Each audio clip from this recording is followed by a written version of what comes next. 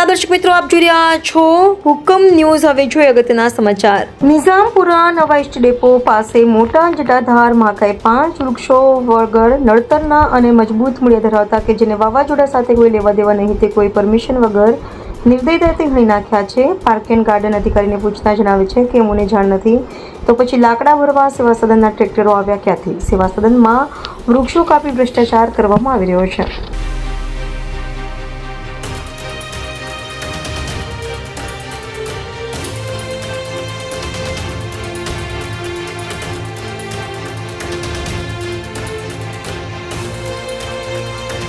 વડોદરાનો hard વિસ્તાર કહેવાય, આમ હાઈફાઈ વિસ્તાર।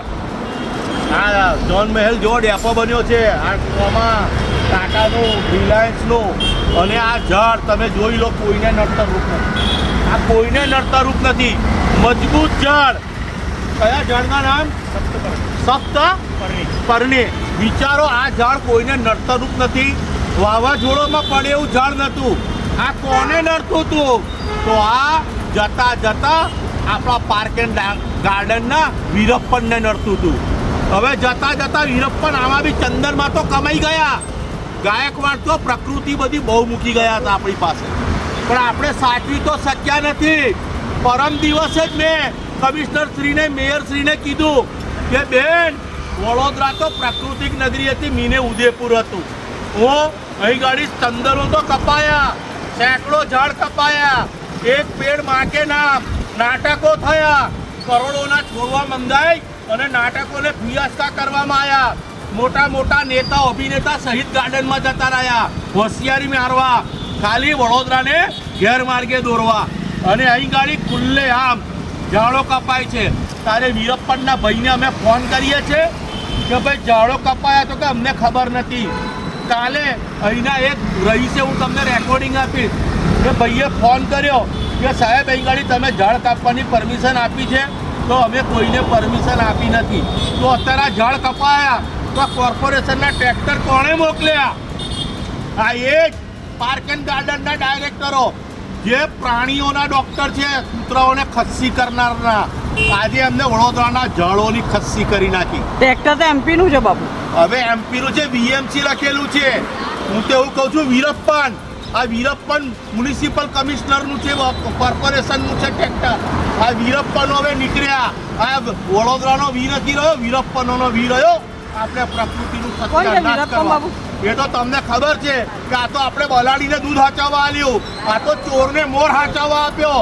આજે પ્રાણીઓના ડૉક્ટર છે, કૂતરાઓને ખસ્સી કરનારને આપણે પાર્ક એન્ડ ગાર્ડન સોંપ્યો, વડોદરાના ઝાડોની ખસ્સી કરી નાખી। વડોદરામાં તો હમણાં તો ઘણી જગ્યાએ વૃક્ષારોપણ કાર્યક્રમ ચાલી રહ્યા છે ને એક બાજુ વૃક્ષ કપાય બાપુ।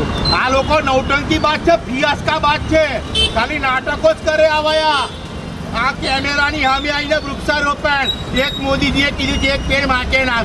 અલા, મોદીજીના ઝંડા નીચે ચાલનારા તમે જળ નથી સાચવી શકતા, જળ તમારી પાસે કંઈ ખાવાનું નથી માંગતું, આ તો આટલું રક્ષણ કરે છે। હવે તમે જળને પણ વફાદાર નથી રહ્યા।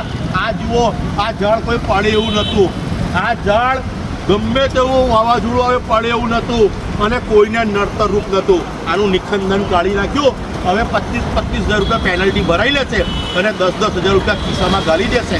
આ જ ચાલે છે વડોદરામાં 5.5 વર્ષ। કારણ કે વરસાદની સિઝન છે, વરસાદ નથી આવી રહ્યો, એક બાજુ ખેડૂતો રડી રહ્યા છે, વડોદરામાં વૃક્ષ કપાઈ ગયા। આ તો અમે એવું લાગે છે વડોદરાના દુશ્મનોને વોટ આપ્યો છે, કારણ કે વોટ તો હવે માણસોએ નથી આપવાના, સીધા મશીનમાંથી વોટ નીકળવાના છે। એટલે હવે ઝાડો પર પણ દયા નથી કરતા। આપણે આ પ્રકૃતિની પૂજા કરીશું ને તો ભગવાન પ્રસન્ન થશે। સનાતન ધર્મ એવું કહે છે, પ્રકૃતિને ખુશ રાખો। આજે આપણે કેટલા દેવી દેવતાઓ દરેક વૃક્ષોમાં આપણે પૂજન કરીએ છીએ, આજે વૃક્ષો કાપવા માંડ્યા। આ વૃક્ષો કોને કહેવા જશે? અહીં તો માણસોની હત્યા થાય છે, એને કોઈ પૂછનારું નથી, તો વૃક્ષોને કોણ પૂછશે?